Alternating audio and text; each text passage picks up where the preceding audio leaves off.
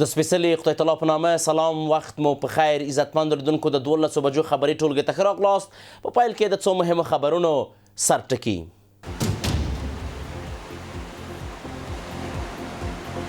د کونړ پر سیند د برېښنا بند جوړېدل. د انرژۍ اوبو وزارت وایي اسلامي امارت مشر امر کړی چې د کونړ پر سیند د برېښنا بند د جوړولو چارې دې هر څومره ژر چې ممکنه وي پیل شي.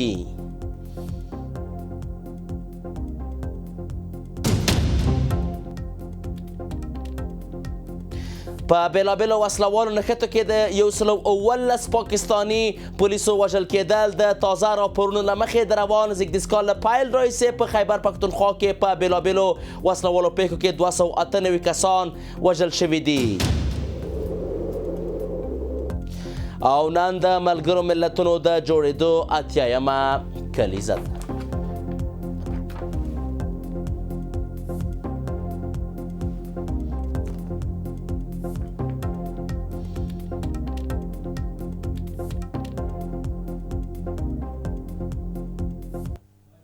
بشپړ خبرونه. زه یوسف خان لالی یم. د افغانستان د انرژۍ اوبو وزارت وایي د اسلامي امارت مشر امر کړی چې د کونړ پر سیند د برېښنا بند د جوړولو چارې د هر څومره ژر چې ممکنه وي پیل شي او له کورنیو شرکتونو سره د اړوند قراردادونه لاسلیک شي. د دغه وزارت وزیر عبداللطیف منصور ویلي چې د کونړ د برېښنا بند موضوع د پخواني حکومت پر مهال هم مطرح شوې وه او پاکستان هغه وخت منلې وه چې دا پروژه به د دوی په زیان نه وي. افغانستان دا مهال له سختۍ د برېښنا کمښت سره مخ دی. په ځانګړې توګه د ژمي په موسم کې د برېښنا غوښتنه د هېواد د تولید څو چنده ده او د اړتیاو د پوره کولو لپاره هېواد تر ډېره له ګاونډیو هېوادونو ایران، ازبکستان او تاجکستان برېښنا واردوي. د کونړ د برېښنا بند په څېر د اوبو برېښنا پروژې د دولت د اوږدمهاله ستراتیژۍ برخه دي چې موخه یې د برېښنا په برخه کې ځان بسا کېدل او د وارداتو له اټکه راکمول دي.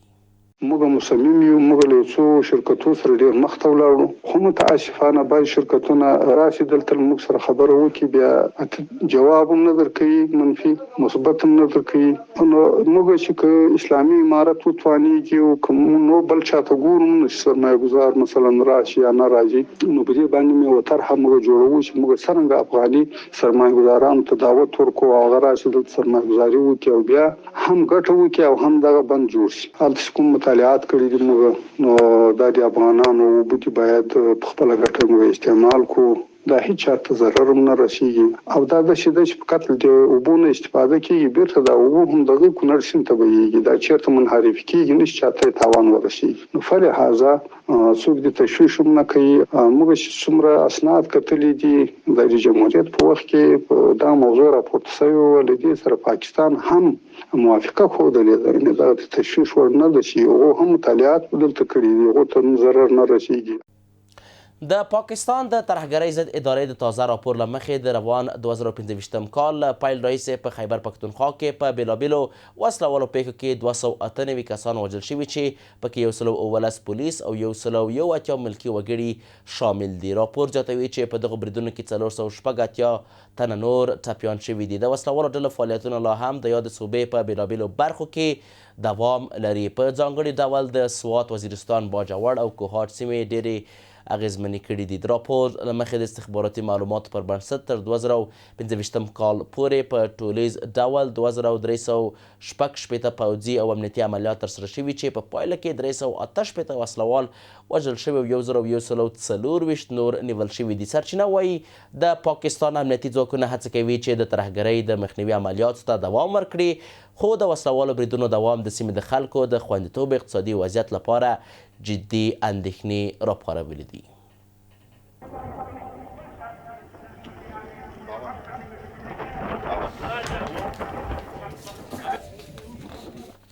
تحریک طالبان پاکستان TTP په پاکستان کې د وسلواله ډله ده چې د اسلام آباد د غلطیو پالیسیو له امله رامنځته شوې چې د امریکا د ترهګرۍ پر وړاندې په جګړه کې د قبایلي سیمو خلکي قرباني کړي دي. د اسلامي امارت ویان ذبیح الله مجاهد دوی چاویله ته ویلي چې اسلامي امارت له دې ډلې سره هیڅ اړیکه نه لري او پاکستان یې د افغانستان د امنیت په تامین کې د خپلې بې کفایتۍ لامل بولي. د اسلامي امارت ویان ذبیح الله مجاهد له دوی چاویلې سره په مرکه کې ویلي دي ټي ټي پی یا تحریک طالبان پاکستان د پاکستان دننه یو وسلواله ډله ده چې د جوړېدو اصلي لامل یې د پاکستان د حکومت هغه پالیسي وه چې د قبایلي سیمو خلک یې د امریکا د ترهګرۍ ضد جګړې ښکار کړه. البته د پاکستان مخالفین دي ټي ټي پی او ټي ټي پی دم یو پاکستاني ستونزه ده ځکه دا له هغه نه راپیدا سو چې په بعد د 2003 کال د مشرف په وخت کې دوی اجازه ورکړه چې امریکایي ډرون الوتکې په وزیرستانونو باندې بریدونه وکړي. فلسفه بریدونه وصل خلک وزل سول مشکلات جوړ سول خلک وپارېدل راپورته سول ټي ټي پی په شکل باندې تنظیم جوړ شو چې هغه عملاً په جګړه باندې لاس پورې کړ پاکستاني افسر او هغه هم خپل توجیهات درلودل او خپل ستونزې درلودې. خو دا د پاکستان ستونزه ده زموږ نه ده. په همدې حال کې ښاغلي مجاهد د ټي ټي پی او د پاکستان د حکومت ترمنځ خبرې اترې د پاکستان کورنۍ مسأله وبلله او ویل له دې پروسې سره افغان لوری هیڅ تړاو نه لري ځکه دا د پاکستان دننه سیاسي او امنیتي موضوع ده. موږ څو هڅې وکړې داسې 2-3 هڅې په خوا کې سوي وې. پاکستان حکومت لیواله نه و هغه مسالې حل ته نه وې تللي. هېڅکله موږ په دې پوه شو دا د هېواد د حکومت دپاره د ښې خبره نه ده. نو موږ اوس په دې باندې فکر کړی چې موږ مداخله نه کوو. خپل پاکستان پوسه خپل مخالفین پوسه حل لیکن نه موږ حمایت کوو د چا نه طرفداري کوو او نه مخالفت کوو. د اسلامي امارت ویان په دې مرکه کې زیاته کړه تحریک طالبان پاکستان یا ټي ټي پی له مخکې څخه په پاکستان کې فعاله وه او په پاکستان کې بریدونه ترسره کول. دلته ټي ټي پی ځکه نشته چې ګوري د ټي ټي پی ستونزه له 2003 نه ده تر اوسه نه ده. یعنې تقریبا 21 کاله کېږي دا ستونزه ده. دا د کوم ځای نه جنګېدلې وخت دلته امریکایان قابض وو ناټو دلته حاکمه وه او الوتکې وې امکانات وو چاپې وې بریدونه وو هغه د پاکستان سره په تحالف کې وو پاکستان سره همکاره وو پاکستان په خپلو باندې دلته اقدامات کېدل. هغه وخت دا ټي ټي پی چیرې وه جنګ یې کاوه په وزیرستانو کې په پېښور خوا کې په بلوچستان خوا کې نورو پاکستاني سیمو کې. زموږ یاد دی تاسې به یاد وي په اسلام آباد کې ډېرې غټې چاودنې وسوې په مشرف باندې چاودنې وسوې په کراچي بندر باندې وسوې په شمسي میدان هوایي باندې وسوې څومره غټ بریدونه تاسې به یاد وي په تېرو کلونو کې. موږ دلته هېڅ ونه دا بریدونه دوی کول دا وړتیا یې درلوده. ذبیح الله مجاهد زیاته کړې چې ټي ټي پی په برخه کې پاکستان هڅه کوي خپله کمزورتیا پټه کړي او د خلکو پام له حقیقي ستونزې لرې وساتي. فکر کوو دا موضوع خپله د دوی د ناتواني د پټېدو یوه هڅه ده. ځکه یو برید چې مثلا په 500 کیلومتره لرې 600 کیلومتره لرې د ډیورنډ کرښې نه دننه په پاکستان کې اجرا کېږي هلته پولیس شته هلته امنیتي ځواکونه شته استخبارات شته ټول امکانات شته بیا هم چې برید کامیاب شي طبیعي ده چې پاکستانی ولس او ملت او خلک خپل حکومت له ګریوانه رانیسي. تاسې ولې دا نشئ کنټرولولی؟ نو دوی د دې دپاره چې عامه ذهنیت بلې خواته واړي بس افغانستان باندې تور لګي زده خو دوی راپرېږدي. نو موږ بیا وایو چې دا کار موږ نه ده کړی نه کوو او نه د موږ په ګټه ده. مجاهد وایي اسلامي امارت په افغانستان کې د داعش خراسان پر ضد پوځي عملیات کړي او ویلي چې د دې ډلې ځینې ګڼې شبکې یې شنډې کړي خو په سیمه کې ځینې هیوادونه لا هم د داعش د بیا راژوندي کېدو په اړه هڅې کوي. بس باید دننه امنیتي ځواکونه پیاوړي کړي خپل امکانات پیاوړي کړي خپلو بریدونو نه امن مخه ونیسي.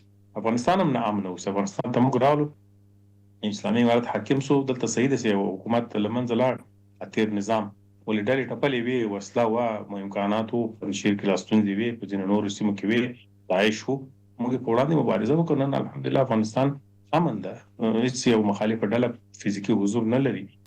دا په داسې حال کې ده چې تحریک طالبان پاکستان یو وسلواله ډله ده چې په 2000 زیږدیز کال کې د پاکستان په قبایلي سیمو کې رامنځته شوه. ټي ټي پی د کلونو راهیسې په پاکستان کې ګڼ بریدونه کړي او د دغه هېواد حکومت پر وړاندې یوه جدي ننګونه ګڼل کېږي. د بخښنې نړیوال سازمان پر پاکستان نیوکه کړې چې د بلوچ فعالانو په ګډون یې پر 32 کسانو د ترهګرۍ تورونه لګولي دي چې دا اقدام د یاد کسانو د ازادۍ او عادلانه محاکمې حق ته زیان رسوي. سویلي اسیا لپاره د بخښنې نړیوال سازمان مرستیال ویلي پاکستان له اوږدې مودې راهیسې د ترهګرۍ ضد قانون له مادو څخه ناسمه ګټه اخلي او دا کار د بشري حقوقو نړیوالو قوانینو ښکاره سرغړونه ده. په راپور کې ویل شوي له 2015 میلادي کال د سپتمبر له 15 راهیسې د بلوچستان په خزدار سیمه کې د انټرنیټ تړل شوی، تګ راتګ محدود شوی. د پاکستان پوځ له لوري د ناقانونه وژنو راپورونه خپریږي. بخښنې نړیوال سازمان له پاکستاني چارواکو غوښتي چې د بشري حقونو د سرغړونو مخه ونیسي، د بلوچ فعالانو پر ضد لګول شوي تورونه بیرته واخلي او د بیان، غونډ او مدني فعالیتونو ازادۍ ته درناوی وکړي. دغه سازمان ټینګار کړی چې د ترهګرۍ ضد قانون باید د سیاسي مخالفینو د ځپلو وسیله نه وي، بلکې یوازې د نړیوالو معیارونو له مخې د عادلانه عدلي بهیر لپاره وکارول شي. کرن یادف په کابل کې د هند سفارت د سفیر په توګه وټاکل شو. د هند بهرنیو چارو وزارت مخکې اعلان کړی و چې په افغانستان کې خپل تخنیکي ماموریت د سفارت کچې ته لوړوي. په همدې حال کې په مسکو کې د افغانستان اسلامي امارت سفیر د روسیې د ولسمشر له ځانګړي استازي زمیر کابلوف سره کتلي او د مهمو سیمه ییزو مسألو د افغان کارګرانو د ننوتلو میکانیزم د اقتصادي همکاریو د پراختیا په اړه یې خبرې اترې ترسره کړې دي. اسلامي امارت نه یوازې په اقتصادي اړیکو کې بریالی ښکارېږي، بلکې په بهرنیو اړیکو او ډیپلوماټیکو فعالیتونو کې هم فعال شوی دی. لکه څنګه چې په وروستیو میاشتو کې سره له دې چې د نړۍ هیوادونو پر روسیې سربیره اسلامي امارت رسمیت نه دی پیژندلی، خو یو شمېر هیوادونو د خپلو سفارتونو په بیا پرانستلو سره له کابل سره اړیکې لا پیاوړې کړي دي. تازه هند په کابل کې خپل ډیپلوماټیک حضور د سفارت کچې ته لوړ کړی دی. د هندي رسنیو د راپور له مخې نوی ډیلي ګران یادوف د خپل سفارت د سرپرست په توګه ټاکلی دی.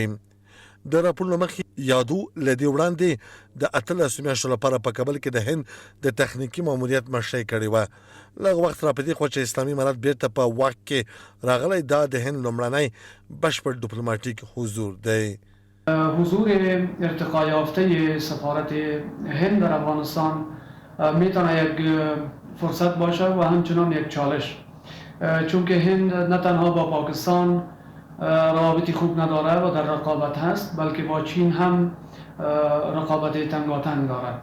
از این لحاظ در شرایط امروزی حضور هند به شکل ارتقا یافته میتونه مثمر تمام شود، در بخش‌های مختلف همکاری‌های اقتصادی و بشردوستانه ممد تمام شود. یوازې 2 ورځې مخکې د قطر امیر په یو فرمان کې د افغانستان لپاره د خپل فوق العاده سفیر وټاکه.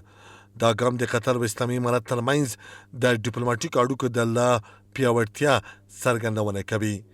په همدې حال کې د افغانستان سفارت په روسیه کې خبر ورکړی چې اسلامي امارت سفیر ګل حسن په مسکو کې د روسیې د ولسمشر له ځانګړي استازي زمیر کاپلوف سره لیدلی دي. د سفارت په خبرپاڼه کې ویل شوي چې دواړو لورو د سیمې پر مهمو موضوعاتو د افغان کارګرو د داخلېدو پر میکانیزم او د اقتصادي همکاریو پر پراختیا خبرې کړې دي. دواړو لورو د ګډو پروژو د چټک عملي کېدو او متقابل تعامل د پیاوړتیا غوښتنه وکړه.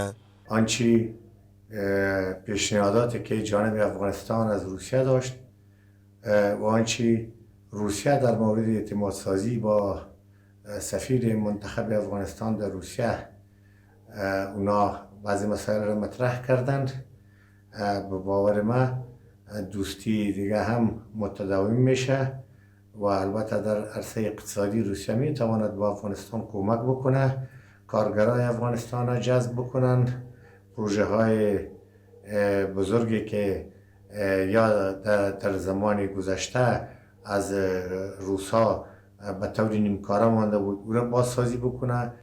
د افغانستان د سولې لپاره د امریکای پوخاني ځانګړي استازي زلمی خلیلزاد هم په خپل وروستي سفر کې کابل ته تللی او له بهرنیو چارو وزیر امیر خان متقي سره د افغانستان او امریکای ترمنځ د اړیکو د پراخېدو پر لارو بحث کړی دی.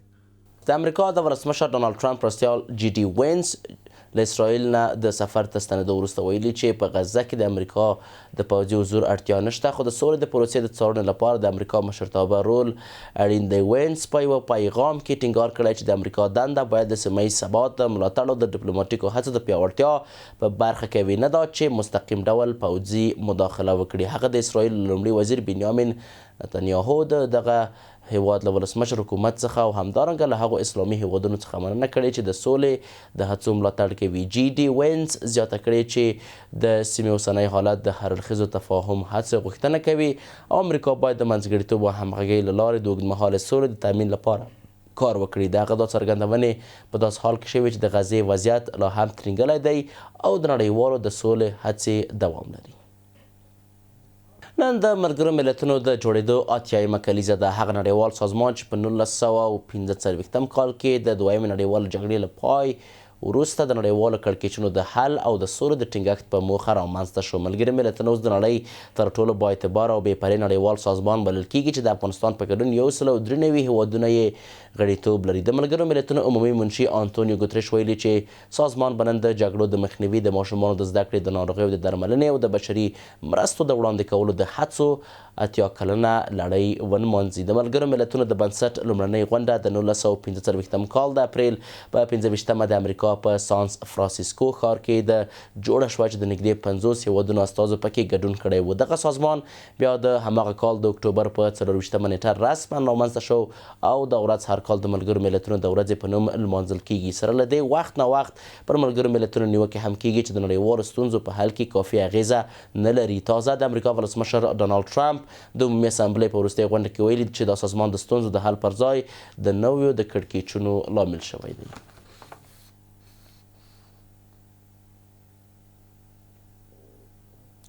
درنو لیدونکو، د 12 بجو خبري ټولګه پر همدې ځای پای ته ورسېده. تر بیا کتو په الله پاک مو سپارم. ښه چل.